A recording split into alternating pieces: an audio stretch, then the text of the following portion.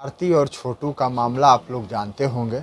आरती और छोटू के मामला को लेकर के आरती के पिता और उसके भाई, उसके भाभी, रूबी देवी सभी का बेल हो गया है और बेल कराने वाले कोई और नहीं, पटना हाई कोर्ट के जाने माने एडवोकेट शिवनंदन भारती जी हैं। आइए जानते हैं कि मर्डर केस में बेल होने का मुख्य वजह क्या है, कौन सा ऐसा देखिए कार्य ऐसा किए सर जो उनकी बेल हो गई। देखिए, सबसे पहले आप लोगों को ये समझने की ज़रूरत है कि मर्डर केस या कोई भी बड़ा से बड़ा केस हो तो बेल में हर व्यक्ति का क्या इन्वॉल्वमेंट है, कितनी बातें आई है, कि कड़ी कैसे उसके सामने जो उसके पक्ष बारे में जो बताया गया है, अनुसंधान के दौरान कैसे उस चीज़ को जोड़ा गया है, उस व्यक्ति के खिलाफ स्पेसिफिकली क्या एलिगेशन था और क्या चीज़ आया अनुसंधान में, कलेक्शन ऑफ एविडेंस।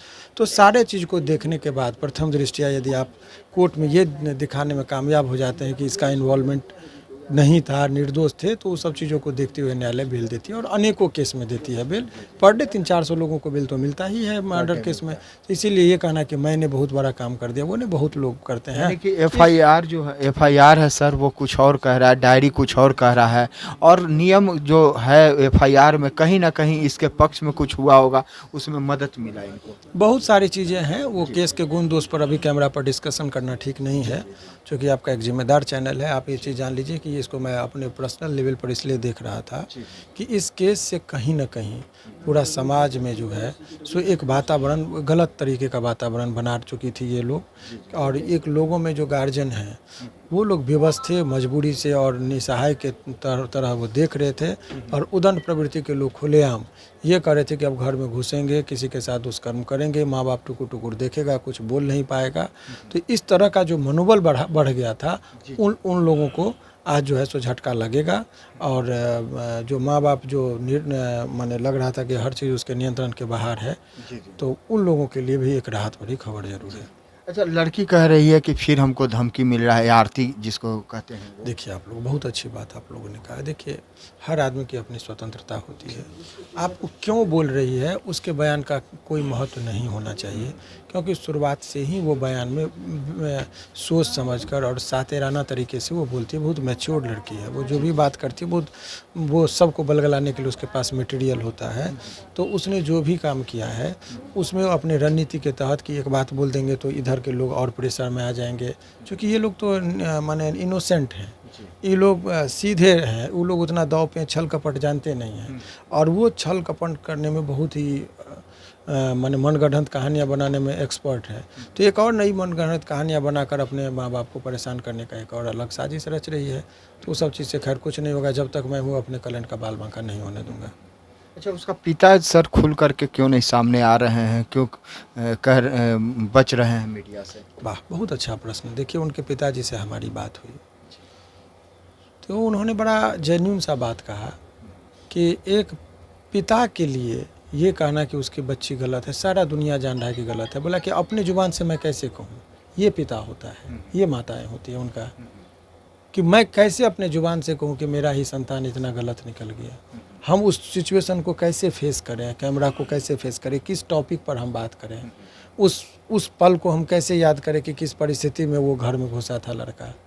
तो वो चीज़ तो एक बाप के लिए पीड़ादायक होता ही है। अपने ही जुबान से कैसे अपने बच्चे को कोसे वो, तो उस पिता के दृष्टिकोण से देखेंगे तब आपको लगेगा। इसीलिए वजह से वो मीडिया के सामने आने से कतरा रहे हैं। अच्छा सर, जो इस मामले में कहा जा रहा है कि कोई ना कोई दोषी होगा, क्या सही में कोई ना कोई दोषी होगा? ऐसा कुछ नहीं है, कोई ना कोई दोषी कोई होगा। जब कोई वारदात होगी तब ना। कोई आदमी घर में घुसा और घुसने के क्रम में दीवार में करंट था, उसमें वो तार कट गया, उससे वो चिपक के मर गया, तो कैसे किसी को दोषी मानिएगा? भाई, घर में हमारे घुसेगा और दीवार से यदि कोई कूदा और गिर गया, मर गया, तो आप कहिएगा कि मकान मालिक का दोष। छत पे कोई घुसा, घर में खिड़की से गिर गया, लटक के मर जाए, तो मकान मालिक का दोष। चोर यदि घर में घुसे 10 मंजिला मकान पर, देखते हैं पटना में पर डे चोरी की घटनाएं होती है। तो अपार्टमेंट में मान लीजिए चोर घुस रहा है और छज्जी से लटका और खुद गिर गया और मर गया, तो अपार्टमेंट के मालिक पर केस कीजिएगा और कहिएगा कोई ना कोई दोषी। यानी लड़का खुद जिम्मेदार था, जो 12 बजे रात के लिए वो खुद जिम्मेदार था। 12 बजे रात में अवैध कार्य के लिए गया, उसका इलीगल जो है सो इरादा था। तो इरादा गलत था, उसमें यदि आपका कोई नेकी के कार्य में आप नहीं गए कोई रेस्क्यू ऑपरेशन नहीं चल रहा था जिसमें गए और आप मर गए तो भारत रत्न का दर्जा मिल जाए। आप गलत कार्य में गए थे, समाज में जो सामाजिक अनुशासन के का जो दायरा है उसके विरुद्ध आप कार्य कर रहे थे, उसमें यदि आपकी मौत हुई तो आप जिम्मेदार हैं। इसके बचाव के लिए सर क्या कर रहे हैं जो इल्ज़ाम लगा रही है? देखिए, केस का बचाव में हम क्या कर रहे हैं वो चीज़ आप लोगों को कैसे हम बताएंगे, वो हमारा अपना उपाय है। चूँकि तो इंटरनेट फंसाना चाह रही है। कोई, जब तक मैं हूँ एक चीज़ बता रहा हूँ कि पाल बाका नहीं होगा इन लोगों का। झूठा मुकदमा में कोई यदि चाहे कि हम फंसा कर बर्बाद कर देंगे तो हम लोग क्यों होते हैं?